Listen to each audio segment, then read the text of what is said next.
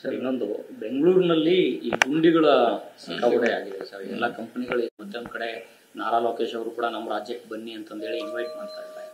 ಕೇವಲ ಗುಂಡಿಗೋಸ್ಕರ ಹೋಗ್ತಿದ್ದಾರೆ, ಬೇರೆ ಹೆಂಗದೆ ಹೆಂಗ್ ಹೋಗ್ತಾರ? ಹೆಚ್ಚಾಗಿದೆ ಅಂತ ಅದು ಮಾಡ್ಬೇಕಾದ್ರೆ BBIP ಅವ್ರ ಕೆಲಸ ಅವ್ರು ಮಾಡ್ಬೇಕು. ಸಿಟಿ ವ್ಯಾಪ್ತಿಯಲ್ಲಿ ಅವ್ರಿಗೆ ಸಂಬಂಧ, ಹೊರಗಡೆ ಇದ್ರೆ ನಮಗೆ ಸಂಬಂಧ. ಸೊ 4-5 ಇಲಾಖೆಗೆ ರಸ್ತೆಗಳು ಸೇರ್ತಾವೆ. ಅದ್ರ ಕೂಡ ಮಳೆ ಇರೋದ್ರಿಂದ ಮಾಡೋದಕ್ಕೆ ಕಷ್ಟ. ಇನ್ನೇನಿದ್ರು ಅಕ್ಟೋಬರ್ನಲ್ಲಿ ನವೆಂಬರ್ನಲ್ಲಿ ಪ್ರಾರಂಭ ಆಗ್ತಾವೆ ಗುಂಡಿ ತುಂಬ ಕೆಲಸ. ಬಿಹಾರದಲ್ಲಿ ಮತಗಳ್ಳತನದ ಇದು ಮಾಡ್ದಂಗೆ ಪರಿಷ್ಕರಣೆ ಮಾಡ್ದಂಗೆ ಮತಪಟ್ಟಿಯನ್ನ ಕರ್ನಾಟಕದಲ್ಲಿ ಅಂತ ಚುನಾವಣಾ ಆಯೋಗ ಸಿದ್ಧತೆ ಪ್ರಾರಂಭ ಮಾಡಿದೆ ಸರ್. ರಾಹುಲ್ ಗಾಂಧಿ ಅವರು ಬಿಹಾರದಲ್ಲಿ ಮಾಡಿದ್ದಕ್ಕೆ ವಿರೋಧವನ್ನು ವ್ಯಕ್ತಪಡಿಸಿದ್ದಾರೆ.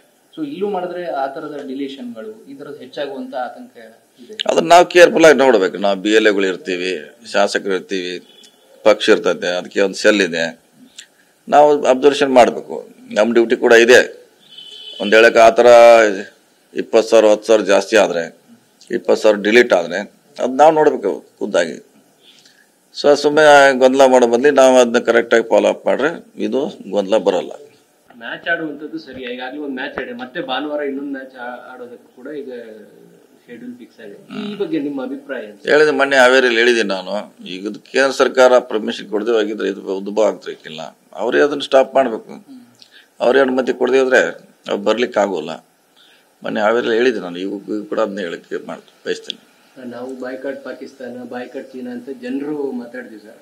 ಆಸ್ ಎ BCCI ಅದಕ್ಕೆ ಹೇಳಲ್ಲ. ಅವ್ರೇ ಅನುಮತಿ ಕೊಡದೆ ಇದ್ರೆ ಇದು ಉದ್ಭವ ಆಗೋಲ್ರ. ಈ ಪ್ರಶ್ನೆ ಉದ್ಭವ ಆಗೋಲ್ಲ. ಅವರೇ ಬಿಟ್ಟು ಮತ್ತೆ ಅವರೇ ಸಮಸ್ಯೆ ಉದ್ಭವ ಆಗೋದು ಸರಿಯಲ್ಲ. ಬೇಡ ಅಂದ್ರೆ ಅವ್ರ ನಿರ್ಬಂಧ ಅಲ್ಲೇ ಮಾಡಬೇಕು. ವೀಸಾ ಕೊಡದೆ ನೀವು ಬ್ಯಾನ್ ಮಾಡಿದ್ರೆ ಇದು ಸಮಸ್ಯೆ ಉದ್ಭವ ಆಗೋಲ್ಲ. ಅಮಿತ್ ಶಾ ಮಗನೇ ಅನ್ನೋ ಕಾರಣಕ್ಕೆ ಅದನ್ನ ಅವ್ರನ್ನ ಕೇಳ್ಬೇಕು. ನೀವು ಹೋಗಿ BJP ಅವ್ರನ್ನ ಕೇಳ್ಬೇಕು, ಯಾಕೆ ಕೊಟ್ಟಿದ್ದಾರೆ ಯಾಕಿಲ್ಲ. ನಾವು ಹೇಳಿಕ್ಕಾಗಲ್ಲ. ಅವ್ರ ಅನುಮತಿ ಕೊಡಬಾರ್ದು ಅಷ್ಟು ಹೇಳೋಣ ಅಷ್ಟೇ. ಜನಸಮುದಾಯದಲ್ಲಿ ಕೂಡ ಬಹಳ ದೊಡ್ಡ ಮಟ್ಟದ ಆಕ್ರೋಶ ಇದೆ ಸರ್ ಮ್ಯಾಚ್ ಆಡ್ತಾ ಇರೋ ವಿಚಾರಕ್ಕೆ ಸಂಬಂಧಪಟ್ಟಾಗಿ. ಇದು ಅರ್ಥ ಆಗ್ತಾ ಇಲ್ಲ ಸರ್. ಅದನ್ನ BJP ಅವ್ರಿಗೆ ಕೇಳ್ಬೇಕು, ನೀವೇ ಕೇಂದ್ರ ಸರ್ಕಾರ ಕೇಳ್ಬೇಕು. ಅವರು ಅದಕ್ಕೆ ಉತ್ತರ ಕೊಡ್ಬೇಕು.